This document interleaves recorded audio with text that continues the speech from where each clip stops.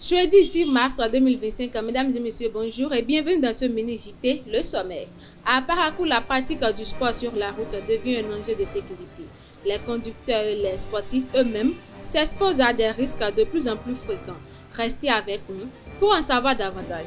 Au Cameroun, les avocats observent une grève de 3 jours pour dénoncer les abus dont ils se disent victimes de la part des forces de l'ordre. Les détails dans ce 13h. En sport, le football béninois en deuil après le décès de l'entraîneur Idrissou Moutari. Les précisions dans un instant.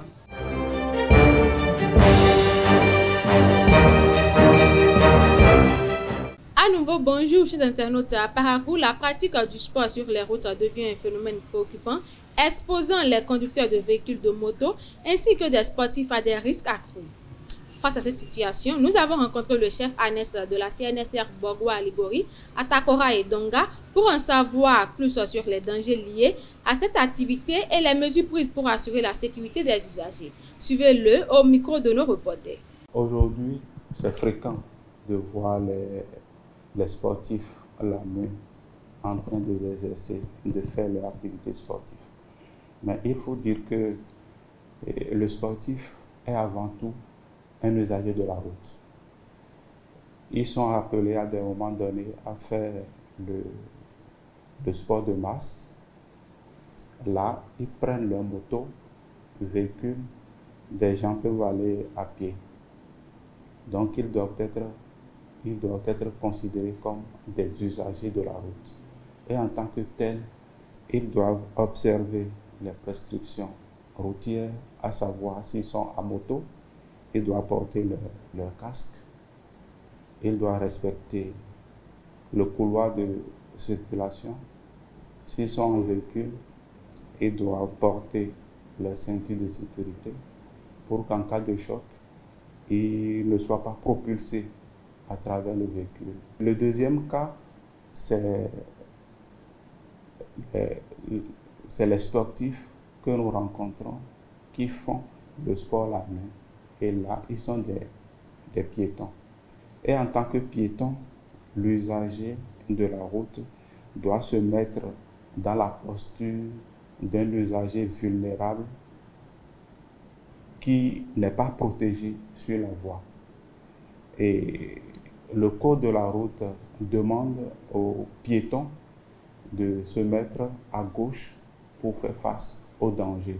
Parce que quand vous êtes à moto, les prescriptions routières vous obligent à passer à l'extrême droite pour permettre aux autres usagers qui sont les véhicules d'utiliser la chaussée pour qu'il n'y ait pas chevauchement entre le véhicule et les conducteurs de moto. Donc si le piéton se considère comme usager de la route, il doit se mettre à gauche pour faire face au danger.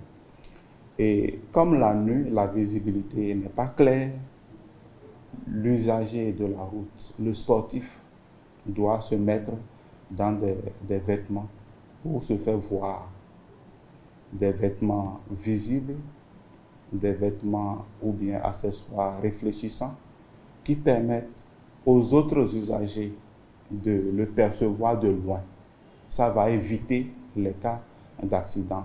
L'autre conseil que nous voulons donner aux usagers de la route, le piéton, le sportif qui se trouve la nuit, c'est que nous voyons des sportifs mettre leurs écouteurs pour écouter de la bonne musique en pratiquant le sport.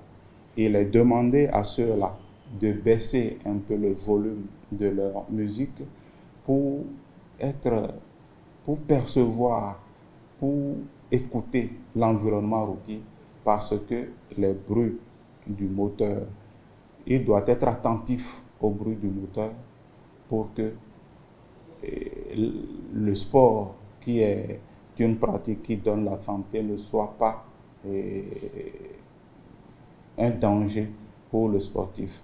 La troisième chose sur laquelle je voudrais attirer l'attention des usagers de la route, le sportif qui se trouve la nuit, c'est qu'ils peuvent utiliser les lampes frontales pour que l'usager, les autres usagers qui se trouveraient dans l'environnement routier puissent le voir pour que les situations dramatiques que nous observons au niveau de nos routes impliquant les sportifs soient évitées. Quand on est sur la voie la nuit, on doit prendre des précautions.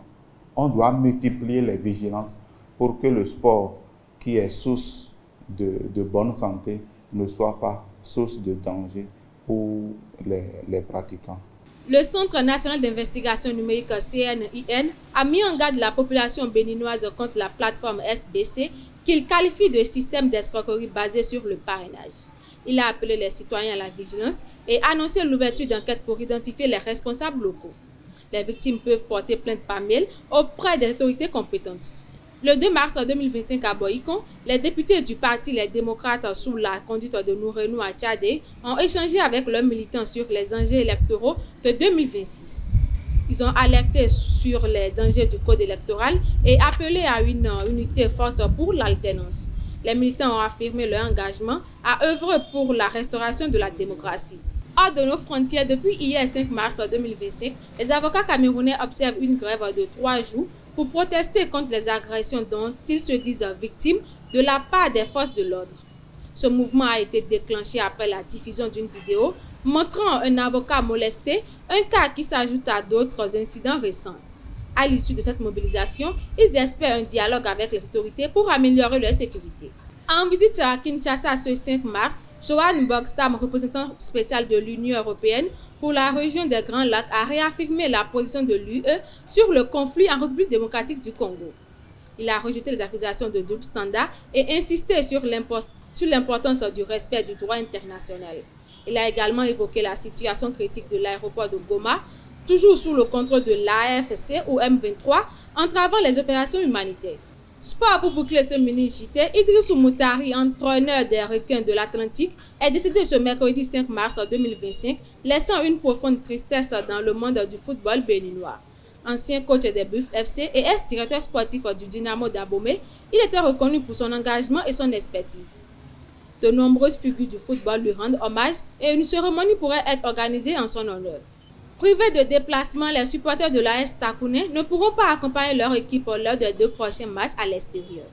Cette sanction fait suite à des jets de sachets d'eau sur les officiels après la défaite contre Buffle FC 1-0. La commission d'organisation du championnat a pris cette décision pour prévenir de nouveaux incidents. Hier, 5 mars 2025, le PSG a subi une défaite frustrante face à Liverpool lors du match aller des 8e de finale de la Ligue des Champions. Dominateurs tout au long de la rencontre, les Parisiens ont buté sur un Alisson Impérial avant d'être punis par un but d'Harvey Elliott à la 87e minute. Le match retour est prévu le 11 mars à Anfield où Paris devra renverser la situation. C'est tout pour ce mini-JT. Merci de nous avoir suivis. À très bientôt.